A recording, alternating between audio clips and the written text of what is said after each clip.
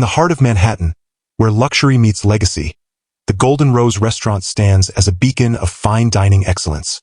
On this particular evening, the restaurant's crystal chandeliers cast a warm glow over tables draped in pristine white linens, while the city's elite engaged in quiet conversation over perfectly plated cuisine. The glass doors opened, and LeBron James, dressed in casual attire, a simple black t-shirt, comfortable joggers, and well-worn Nike sneakers, stepped into the restaurant. His 6 feet 9 inches frame commanded attention, yet his demeanor remained humble and understated. Unlike the typical patrons in their tailored suits and designer dresses, LeBron's casual appearance created a striking contrast against the restaurant's opulent backdrop.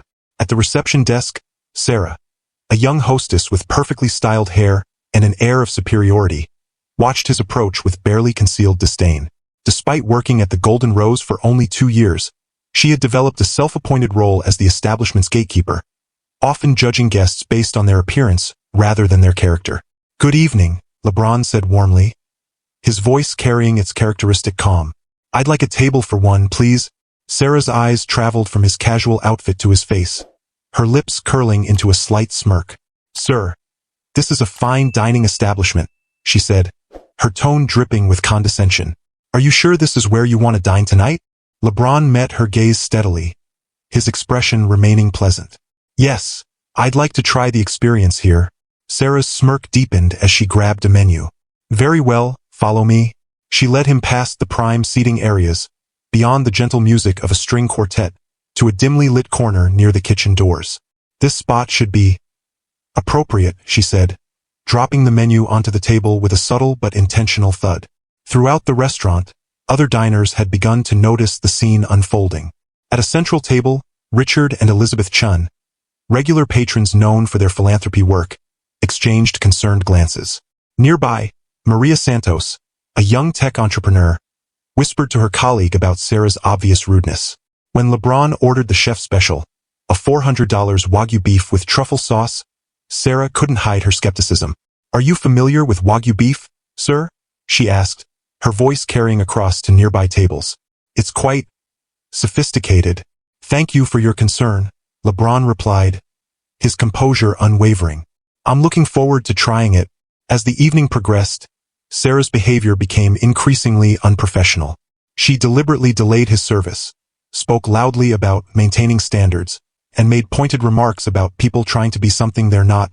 Yet LeBron remained unruffled, handling each interaction with dignity and grace. The restaurant's manager, David Mitchell, emerged from his office, his face showing immediate recognition and concern when he spotted LeBron. "Mr. James, it's an absolute honor to have you here," he said, bowing slightly. "I apologize for any delay in service." Sarah froze, the color draining from her face as realization dawned. LeBron James, NBA legend, businessman, philanthropist, and as she would soon learn, one of the restaurant's primary investors, had been the target of her prejudice all evening. LeBron raised his hand gently, his voice carrying through the now silent restaurant. "The delay isn't the issue, Mr. Mitchell. What matters is how we treat people. All people, regardless of how they look or what they wear. The Golden Rose should be a place where everyone feels welcome, not just those who fit a certain image." His words resonated through the space, touching everyone who heard them. Sarah stood motionless, shame evident on her face as LeBron continued. "Respect isn't reserved for those we think deserve it. It's a basic right every person should receive when they walk through these doors." After the restaurant closed, LeBron addressed the entire staff, his message clear and powerful. "Success isn't measured by the price of our clothes or the size of our wallet, but by how we treat others." Tonight wasn't just about poor service. It was about the prejudices we all carry and need to overcome. Sarah, tears streaming down her face, stepped forward. "Mr. James, I'm truly sorry. I let my prejudices cloud my judgment, and I failed not just as a server but as a person. I promise to do better." LeBron nodded, his expression softening. "Change begins with recognition, Sarah. What matters now is what you do with this lesson." As LeBron left the Golden Rose that night, walking past the gleaming skyscrapers of Manhattan, he reflected on the evening's events. He had entered the restaurant as a customer but left having delivered a powerful message about respect, dignity, and the importance of looking beyond appearances. The story of the Golden Rose became more than just an account of poor service transformed into a lesson in humanity. It became a reminder that true class has nothing to do with what we wear or how we look, but everything to do with how we treat others. LeBron James had shown that sometimes the most powerful response to prejudice isn't anger or confrontation, but calm dignity and wisdom. In the days that followed, the Golden Rose implemented new training programs focused on inclusivity and respect. Sarah, having learned her lesson, became an advocate for treating all guests with equal dignity. The restaurant's reputation grew not just for its excellent cuisine, but for its welcoming atmosphere where every guest, regardless of appearance, was treated with the same high level of respect and care. The evening served as a powerful reminder that in a world often quick to judge based on appearances, true character shines through in how we treat others, especially those we think cannot benefit us. LeBron James had taught this lesson not through his fame or success, but through his grace and dignity in the face of prejudice. The impact of that evening at the Golden Rose rippled through New York's restaurant scene. Word spread about how LeBron James had handled the situation with such grace and dignity, turning what could have been a moment of conflict into an opportunity for growth and learning. A week after the incident, Sarah sat in Mr. Mitchell's office, her hands clasped tightly in her lap. "I've been thinking a lot about what Mr. James said," she began, her voice steady despite her nervousness. "I want to make changes to our welcome protocol, to ensure we never make anyone feel unwelcome again." Mr. Mitchell leaned forward, intrigued. "What do you have in mind?" "I'd like to start a training program for all front-of-house staff," Sarah explained.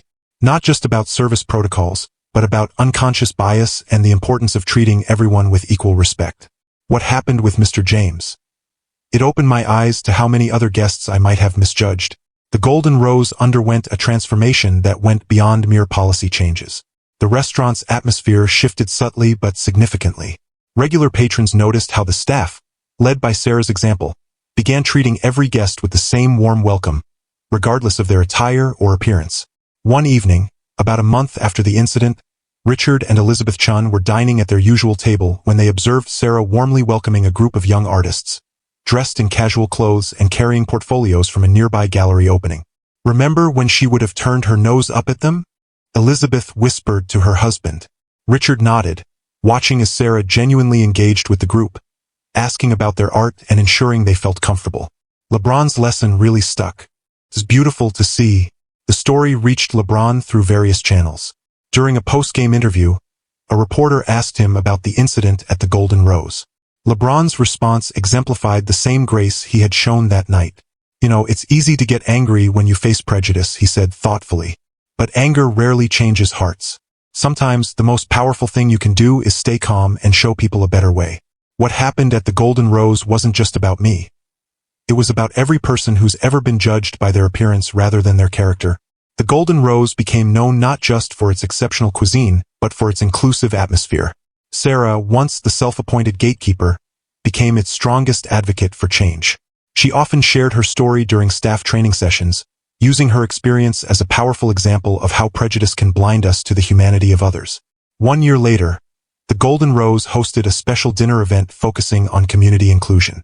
The guest list included people from all walks of life, local artists, business leaders, community workers, and sports figures.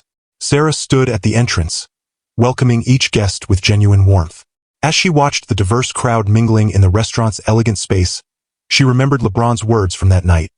"Success isn't measured by the price of our clothes or the size of our wallet, but by how we treat others." The evening proved that luxury and inclusivity could coexist beautifully. The Golden Rose had transformed from a symbol of exclusivity to a model of how high-end establishments could maintain their standards while being welcoming to all. LeBron James never sought recognition for the change he had inspired at the Golden Rose. For him, it was simply about doing what was right. His response to prejudice that night had shown that true leadership isn't about asserting authority or demanding respect. It's about teaching by example and helping others grow. The story of the Golden Rose and LeBron James continues to be shared in hospitality training programs across New York City. It serves as a powerful reminder that sometimes the most impactful lessons come not from confrontation, but from meeting prejudice with dignity, grace, and wisdom. In the end, what happened at the Golden Rose wasn't just about a basketball legend teaching a hostess about respect. It was about how one moment of grace could spark a chain reaction of positive change, showing that in a world often divided by superficial judgments, treating everyone with dignity and respect is the truest mark of class. As Sarah often says now when training new staff, Remember, you never know who might walk through those doors, not because they might be famous, but because every single person deserves to be treated with respect. The Golden Rose's transformation became a testament to the power of learning from mistakes and the importance of looking beyond appearances.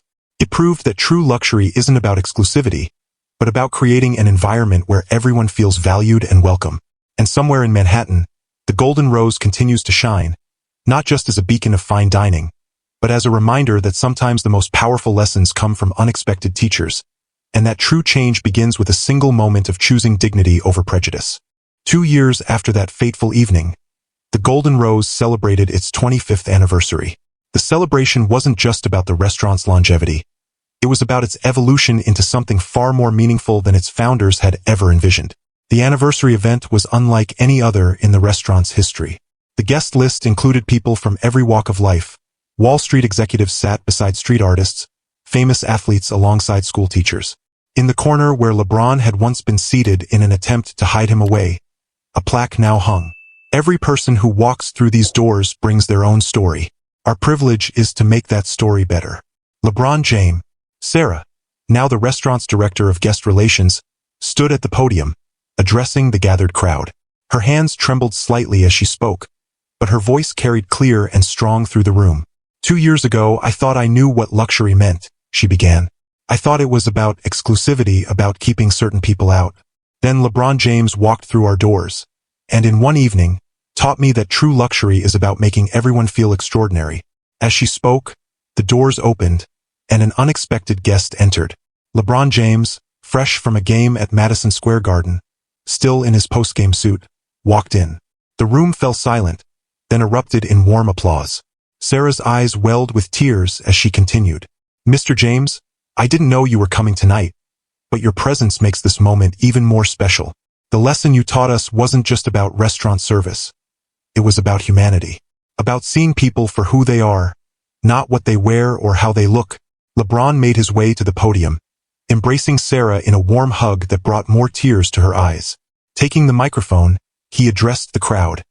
I've won championships, MVP awards, Olympic medals, but sometimes the most important victories aren't on the court. They're in moments like these, where we see real change in how people treat each other. The Golden Rose isn't just a restaurant anymore. It's proof that we can create spaces where everyone feels valued. He turned to Sarah, smiling. And sometimes our greatest critics become our strongest advocates for change. The evening continued with stories shared by guests about how the Golden Rose's transformation had impacted them. A young artist spoke about feeling welcome despite his paint-stained jeans. A retired teacher described celebrating her 80th birthday there, feeling as valued as any celebrity. As the celebration wound down, LeBron and Sarah stood by the entrance, watching guests depart. LeBron said quietly, that night 2 years ago, I could have gotten angry, could have made a scene. But sometimes the best way to fight prejudice is to let people see their own mistakes and grow from them. Sarah nodded, wiping away a tear. You gave me that chance, and it changed everything.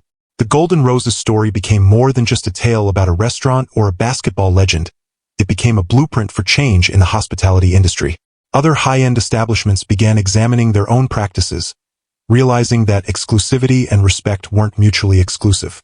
Today, the Golden Rose remains one of New York's finest restaurants, but its true measure of success isn't in its Michelin stars or reservation waitlist.